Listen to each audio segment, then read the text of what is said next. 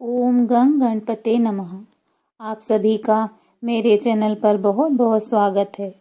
इस वीडियो में हम बृहस्पतिवार व्रत कथा सुनेंगे। बृहस्पतिवार का दिन भगवान विष्णु और बृहस्पति देव जी को समर्पित है।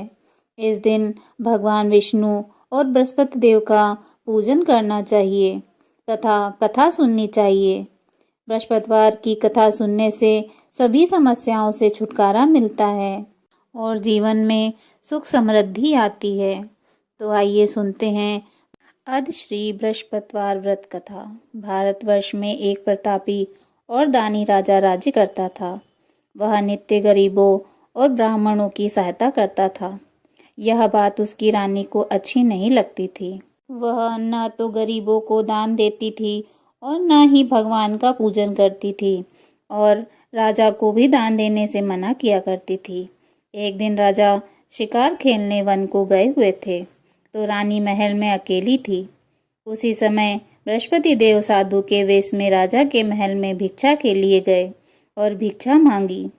रानी ने भिक्षा देने से इनकार कर दिया और कहा, हे साधु महाराज, मैं तो दान्य पुण्य से तंग आ गई हूँ।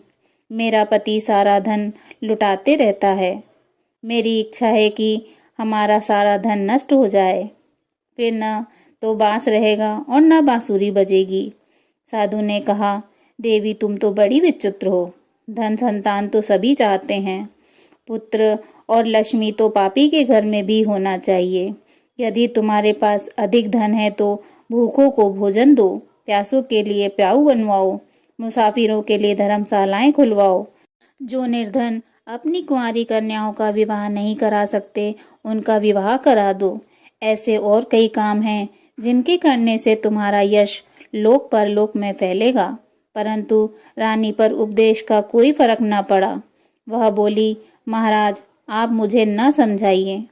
मैं ऐसा धन नहीं चाहती जो हर जगह बांटती फिरूं। साधु ने उत्तर दिया, यदि तुम्हारी ऐसी इच्छा है तो तथास्तु। तुम ऐसा करना कि बृहस्पतिवार के दिन घर लीपकर पीली मिट्टी से अपना सर धोकर स्नान करना, भट्टी चढ़ाकर कपड़े धोना। ऐसा करने से आपका सारा धन नष्ट हो जाएगा। इतना कहकर वह साधु महाराज वहां से लोप हो गए। साधु के अनुसार कई बातों को पूरा करते हुए रानी को केवल 3 बृहस्पतिवार ही बीते थे कि उसकी समस्त धन संपत्ति नष्ट हो गई। भोजन के लिए राजा का परिवार तरसने लगा। तब एक दिन राजा ने रानी से बोला कि हे रानी, तुम यहीं रहो, मैं दूसरे देश को जाता हूँ, क्योंकि यहाँ पर सभी लोग मुझे जानते हैं, इसलिए मैं कोई छोटा कार्य भी नहीं कर सकता। ऐसा कहकर राजा परदेश चला गया। वहाँ जंगल से लकड़ी काटकर लाता और शहर में बेचता। इस तरह अपना जीवन व्यतीत करने लगा। इधर राजा के परदेश जाते ही रानी और दासी दुखी रहने लगी। एक बार जब रानी और दासी को 7 दिन तक बिना भोजन के रहना पड़ा तो रानी ने अपनी दासी से कहा, हे दासी, पास के ही नगर में मेरी बहन रहती है। वह बड़ी धनवान है। तू उसके पास जा और कुछ ले आ ताकि थोड़ी बहुत गुजर बसर हो जाए। दासी रानी की बहन के पास गई। उस दिन गुरुवार था और रानी की बहन उस समय बृहस्पतिवार व्रत की कथा सुन रही थी। दासी ने रानी की बहन को अपनी रानी का संदेश दिया, लेकिन रानी की बड़ी बहन ने कोई उत्तर नहीं दिया। जब दासी को रानी की बहन से कोई उत्तर नहीं मिला तो वह बहुत दुखी हुई और उसे क्रोध भी आया। दासी ने वापस आकर रानी को सारी बात बता दी। सुनकर रानी ने अपने भाग्य को कोसा। उधर रानी की बहन ने सोचा कि मेरी बहन की दासी आई थी, परंतु मैं उससे नहीं बोल सकी, इससे वह बहुत दुखी हुई होगी। कथा सुनकर और पूजन समाप्त करके वह अपनी बहन के घर आई और कहने लगी, हे बहन, मैं बृहस्पतिवार का व्रत कर रही थी। तुम्हारी दासी मेरे घर आई थी, परंतु जब तक कथा होती है तब तक न उठते हैं और न ही बोलते हैं, इसलिए मैं नहीं बोली। कहो दासी क्यों आई थी? रानी की बहन बोली, बहन तुमसे क्या छिपाऊं, हमारे घर में खाने तक को अनाज नहीं है। ऐसा कहते कहते रानी की आंखें भर आईं। उसने दासी समेत पिछले 7 दिनों से भूखे रहने तक की बात अपनी बहन को विस्तार पूर्वक सुना दी। रानी की बहन बोली, देखो बहन, भगवान बृहस्पति देव सबकी मनोकामना पूर्ण करते हैं। देखो शायद तुम्हारे घर में अनाज रखा हो। पहले तो रानी को विश्वास नहीं हुआ, पर बहन के आग्रह करने पर उसने अपनी दासी को अंदर भेजा तो उसे सचमुच अनाज से भरा एक घड़ा मिल गया। यह देखकर दासी को बड़ी हैरानी हुई।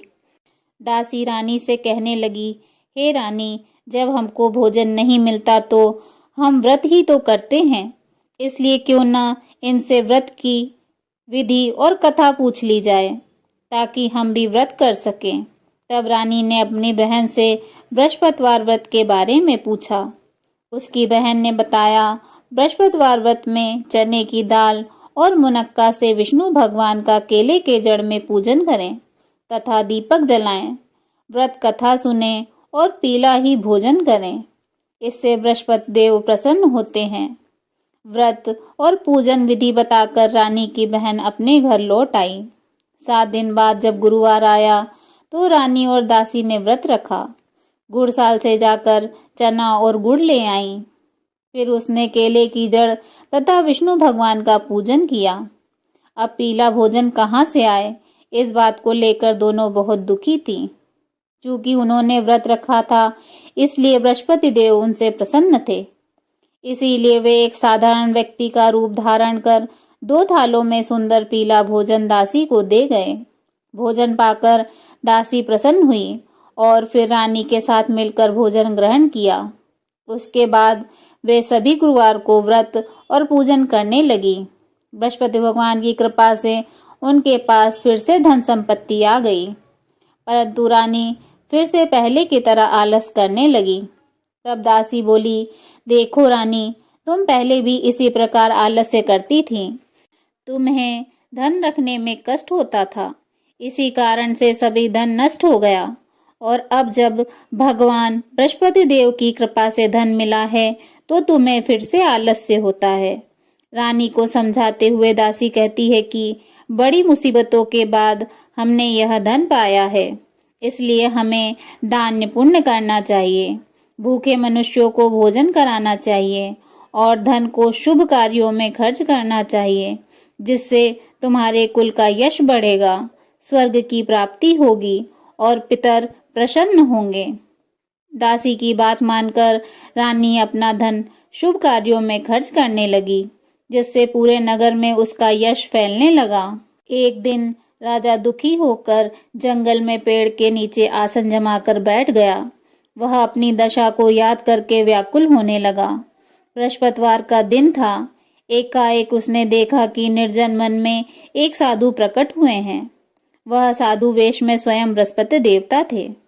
लकड़हारे के सामने आकर बोले, हे लकड़हारे, इस सुनसान जंगल में तू किस चिंता में बैठा है? लकड़हारे ने दोनों हाथ जोड़कर प्रणाम किया और उत्तर दिया, महात्मा जी, आप सब कुछ जानते हैं, मैं क्या कहूँ। यह कहकर रोने लगा और साधु को अपनी आत्मकथा सुनाई। महात्मा जी ने कहा, तुम्हारी स्त्री ने बृहस्पति के दिन बृहस्पति भगवान का निरादर किया है, जिसके कारण रुष्ट होकर उन्होंने तुम्हारी यह दशा कर दी। अब तुम चिंता को दूर कर कर मेरे कहने पर चलो तो तुम्हारे सब कष्ट दूर हो जाएंगे और भगवान पहले से अधिक संपत्ति देंगे। तुम बृहस्पति के दिन कथा किया करो। 2 पैसे के चने मुनक्के लाकर उनका प्रसाद बनाओ और शुद्ध जल से लोटे में शक्कर मिलाकर अमृत तैयार करो। कथा के पश्चात अपने सारे परिवार और सुनने वाले प्रेमियों में अमृत व प्रसाद बांटकर आप भी ग्रहण करो। ऐसा करने से भगवान तुम्हारी सब मनोकामनाएं पूरी करेंगे। साधु के ऐसे वचन सुनकर लकड़हारा बोला, हे प्रभु, मुझे लकड़ी बेचकर इतना पैसा नहीं मिलता जिससे भोजन के उपरांत कुछ बचा सकूं। मैंने रात्रि में अपनी स्त्री को व्याकुल देखा है। मेरे पास कुछ भी नहीं है जिससे मैं उसकी खबर मंगा सकूं। साधु ने कहा, हे लकड़हारे, तुम किसी बात की चिंता मत करो। बृहस्पति के दिन तुम रोजाना की तरह लकड़ियां लेकर शहर को जाओ। तुमको रोज से दुगना धन प्राप्त होगा, जिससे तुम भली भांति भोजन कर लोगे तथा बृहस्पति देव की पूजा का सामान भी आ जाएगा। इतना कहकर साधु अंतर ध्यान हो गए। धीरे धीरे समय व्यतीत होने पर फिर वही बृहस्पतिवार का दिन आया। लकड़हारा जंगल से लकड़ी काटकर किसी शहर में बेचने गया। उसे उस दिन और दिनों से अधिक पैसा मिला। राजा ने चना गुड़ आदि लाकर गुरुवार का व्रत किया। उस दिन से उसके सभी कलेश दूर हुए। परंतु जब दोबारा गुरुवार का दिन आया तो बृहस्पतिवार का व्रत करना भूल गया। इस कारण बृहस्पति भगवान नाराज हो गए। उस दिन उस नगर के राजा ने विशाल यज्ञ का आयोजन किया तथा शहर में यह घोषणा करा दी कि कोई भी मनुष्य अपने घर में भोजन न बनाए, न आग जलाए। समस्त जनता मेरे यहाँ भोजन करने आए। इस आज्ञा को जो न मानेगा उसे फांसी की सजा दी जाएगी। इस तरह की घोषणा संपूर्ण नगर में करवा दी गई। राजा की आज्ञा अनुसार शहर के सभी लोग भोजन करने गए, लेकिन लकड़हारा कुछ देर से पहुंचा, इसलिए राजा उसको अपने साथ घर ले गए और ले जाकर भोजन करा रहे थे। तभी रानी की दृष्टि उस खूंटी पर पड़ी जिस पर उनका हार लटका हुआ था। वह वहां दिखाई नहीं दिया। रानी ने निश्चय किया कि मेरा हार इसी मनुष्य ने चुरा लिया है। उसी समय सिपाहियों को बुलाकर उसको कारागार में डलवा दिया। जब लकड़हारा कारागार में पड़ गया और वह बहुत दुखी होकर यह विचार करने लगा कि न जाने कौन से पूर्व जन्म के कर्म से मुझे यह दुख प्राप्त हुआ है, और उसी साधु को याद करने लगा जो जंगल में मिला था। उस समय तत्काल बृहस्पति देव साधु के रूप में प्रकट हुए और उसकी दशा को देखकर कहने लगे, अरे मूर्ख, तूने बृहस्पति देव की कथा नहीं कही, इसी कारण तुझे दुख प्राप्त हुआ है। अब चिंता मत कर, बृहस्पति के दिन कारागार के दरवाजे पर 4 पैसे पड़े मिलेंगे। उनसे तू बृहस्पति देव की पूजा करना, तेरे सभी कष्ट दूर हो जाएंगे। बृहस्पतिवार के दिन उसे 4 पैसे मिले। लकड़हारे ने कथा कही। उसी रात्रि को बृहस्पति देव ने उस नगर के राजा को स्वप्न में कहा, हे राजा, तूने जिस आदमी को कारागार में बंद कर दिया है वह निर्दोष है, वह राजा है, उसे छोड़ देना। रानी का हार उसी खूंटी पर लटका है। अगर तू ऐसा नहीं करेगा तो मैं तेरे राज्य को नष्ट कर दूंगा। इस तरह रात्रि में स्वप्न को देखकर राजा प्रातः काल उठा और खूंटी पर हार देखकर लकड़हारे को बुलाकर क्षमा मांगी तथा लकड़हारे को योग्य सुंदर वस्त्र आभूषण देकर विदा कर दिया। बृहस्पति देव के आज्ञा अनुसार लकड़हारा अपने नगर को चल दिया। राजा जब अपने नगर के निकट पहुंचा तो उसे बड़ा आश्चर्य हुआ। नगर में पहले से अधिक बाग, तालाब, कुएं तथा बहुत सी धर्मशाला, मंदिर आदि बन गए हैं। राजा ने पूछा कि यह किसका बाग और धर्मशाला है। तब नगर के सब लोग कहने लगे, यह सब रानी और बांदी के हैं। तो राजा को आश्चर्य हुआ और गुस्सा भी आया। जब रानी ने यह खबर सुनी कि राजा आ रहे हैं तो उन्होंने बांदी से कहा, हे दासी, देख राजा हमको कितनी बुरी हालत में छोड़ गए थे। हमारी ऐसी हालत देखकर वह लौट न जाएं, इसलिए तू दरवाजे पर खड़ी हो जा। आज्ञा अनुसार दासी दरवाजे पर खड़ी हो गई। राजा आए तो उन्हें अपने साथ लिवा लाई। तब राजा ने क्रोध करके अपनी रानी से पूछा कि यह धन तुम्हें कैसे प्राप्त हुआ है। तब उन्होंने कहा, हमें यह सब धन बृहस्पति देव की कृपा से प्राप्त हुआ है। राजा ने निश्चय किया कि 7 रोज बाद तो सभी बृहस्पति देव का पूजन करते हैं, परंतु मैं प्रतिदिन दिन में 3 बार कहानी तथा रोज व्रत किया करूंगा। अब हर समय राजा के दुपट्टे में चने की दाल बंधी रहती तथा दिन में 3 बार कहानी कहते। एक रोज राजा ने विचार किया, चलो अपनी बहन के यहाँ हो आए। इस तरह निश्चय कर राजा घोड़े पर सवार हो अपनी बहन के यहाँ चलने लगा।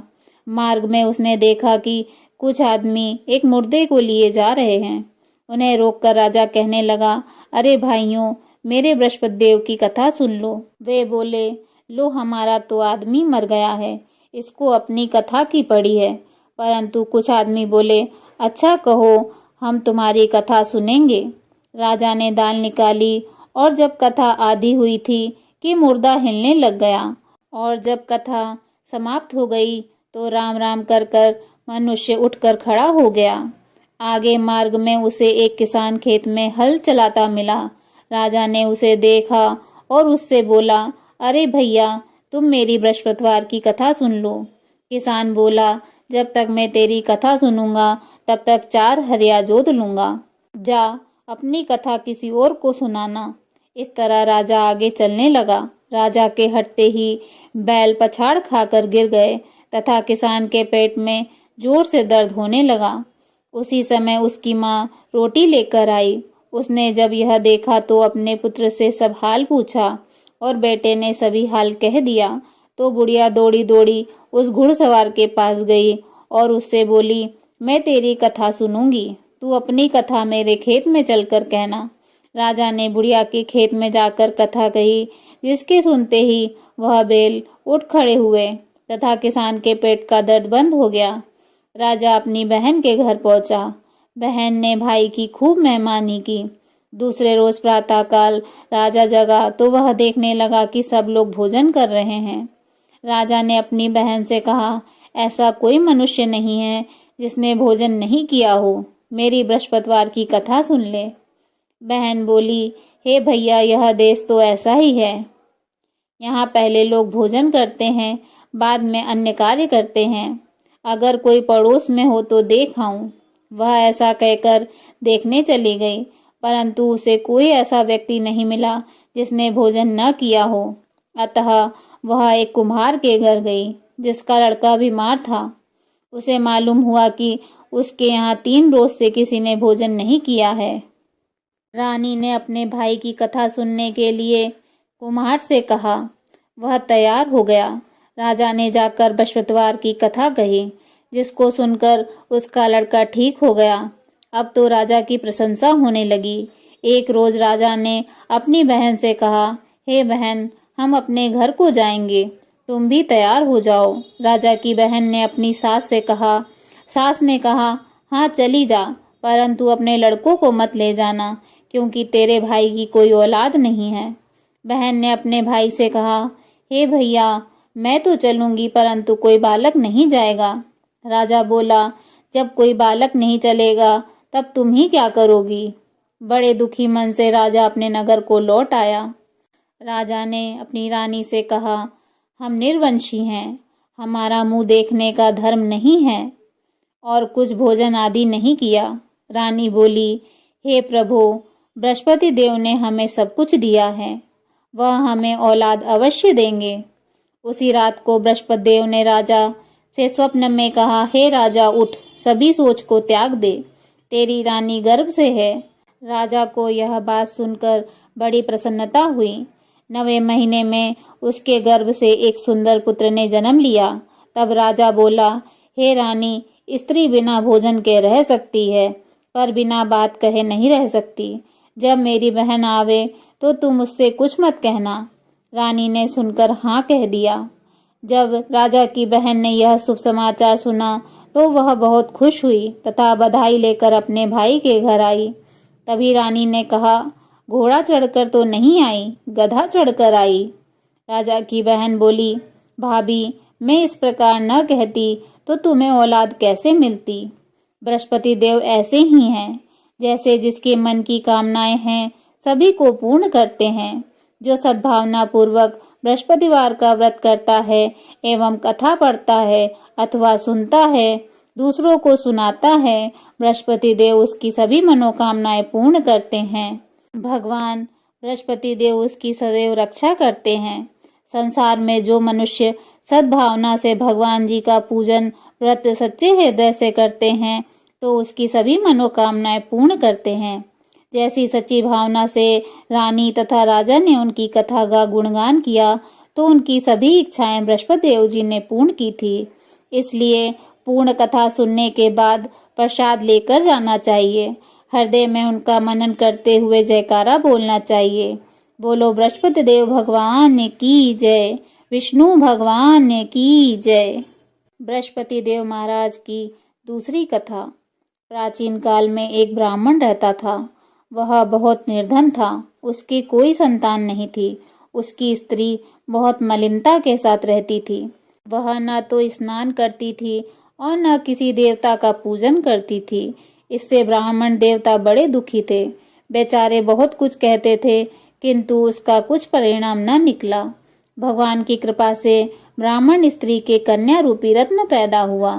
कन्या बड़ी होने पर प्रातः स्नान करके विष्णु भगवान का जाप व बृहस्पतिवार का व्रत करने लगी। अपने पूजन पाठ को समाप्त करके विद्यालय जाती तो अपनी मुट्ठी में जौ भर के ले जाती और पाठशाला के मार्ग में डालती जाती। जब वे जौ स्वर्ण के हो जाते तो लौटते समय उनको बिनकर घर ले आती थी। एक दिन वह बालिका सूप में सोने के जौ को फटककर साफ कर रही थी कि उसके पिता ने देख लिया और कहा, हे बेटी, सोने के जौ के लिए सोने का सूप होना चाहिए। दूसरे दिन बृहस्पतिवार था।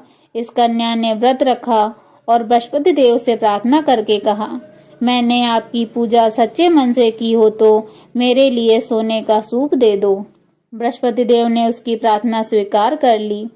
रोजाना की तरह वह कन्या जौ फैलाती हुई जाने लगी।